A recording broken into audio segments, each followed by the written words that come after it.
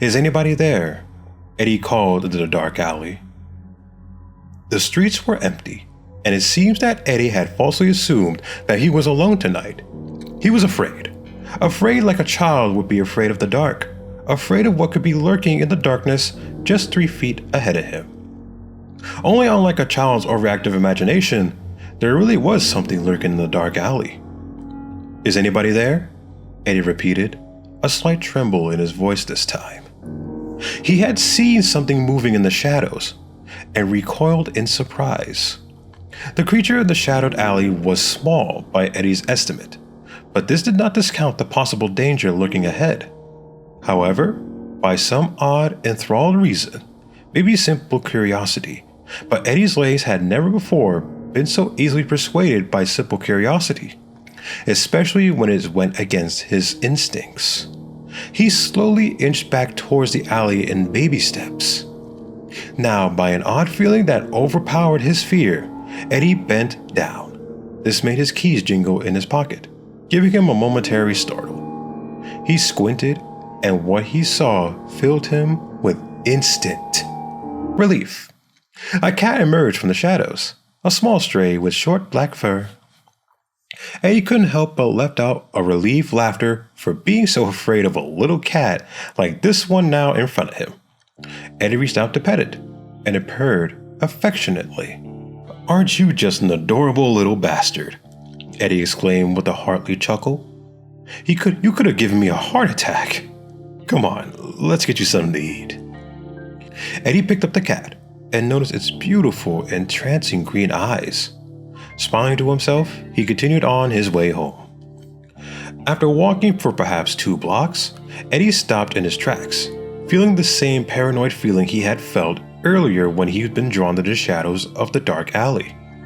Although now, it's in the perspective safety of the porch light provided by his home around him. Eddie could not place the source of this feeling. Then he looked down at the cat, which was staring at him intensely with its green eyes. He stared back, looking into those eyes. He was almost taken aback by their sheer beauty and depth. He kept looking, and as he did, it seems almost as if the cat could pierce him with those eyes.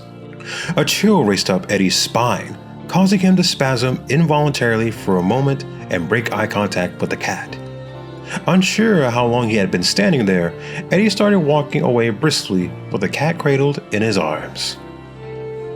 Eddie opened up his door to the cat still in his arms, shutting the door behind him before letting the cat down gently and tossing his keys into the coffee table in front of the couch. Now free to roam, it explored his small house. Probably looking for more people, Eddie thought to himself.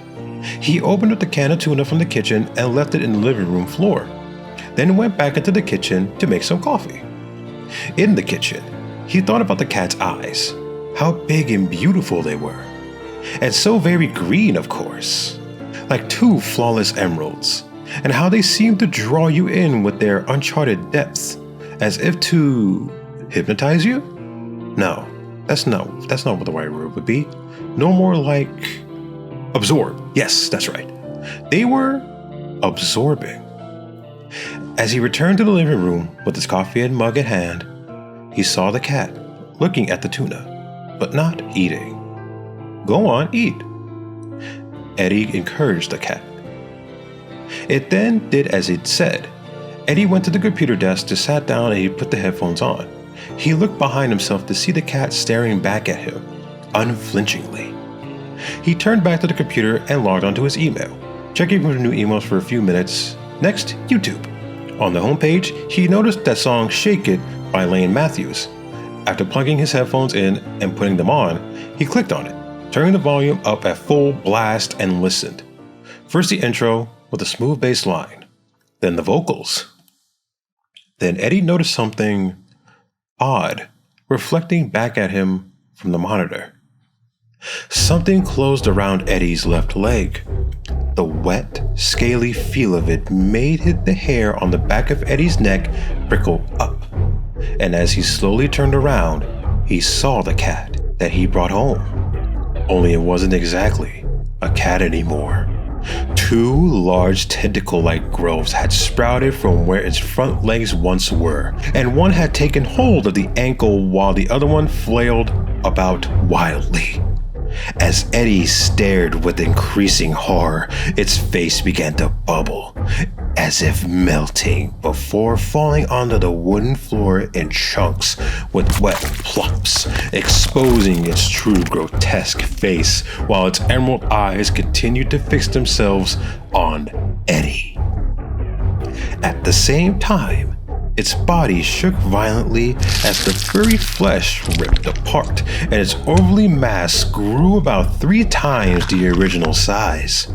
The creature let out a deafening screech, causing Eddie's ears to ring painfully, even through the music in his headphones. The tentacle grabs Eddie's other leg and pulled him out of his chair and onto the floor, ripping the headphones from his head as they landed on the floor with a hard crack, still playing the music faintly. It was at this point that Eddie's adrenaline finally kicked in. He began to kick and thrash at the creature's tentacles in vain to attempt to free himself in its grasp.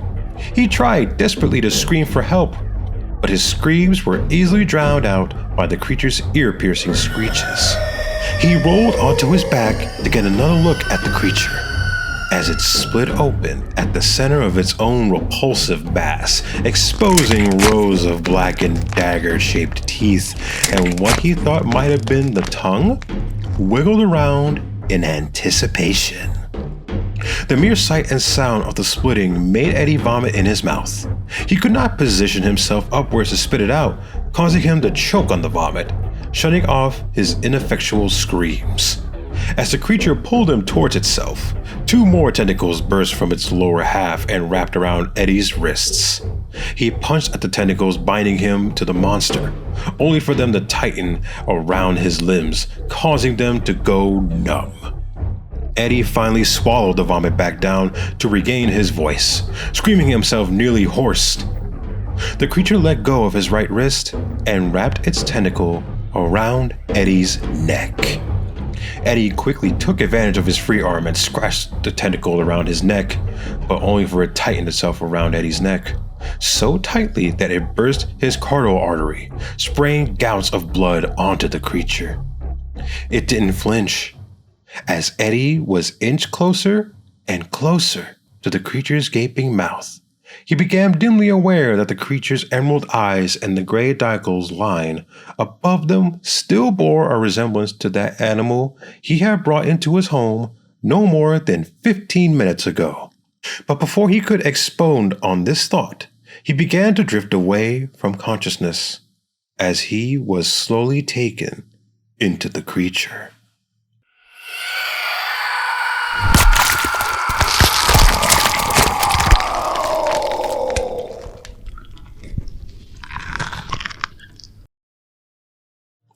Sometime later, a bum wandered the lonely, rainy, slick street aimlessly, searching for nothing in particular except for food or booze, maybe.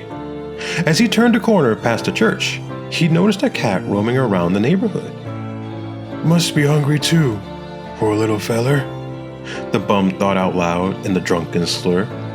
He approached the creature, noting its diminutive size and his jet black fur. The cat noticed him, but instead of running away, it remained, staring up at him. He thought this was unusual for a stray, or at least he thought it was a stray, seeing as it wore no collar, not to run away from strangers, especially an old bum like himself, but approached nevertheless. As he got closer, he also noticed its eyes, beautiful, entrancing, and greener than the purest emerald. As he reached down to pet the cat, it purred affectionately.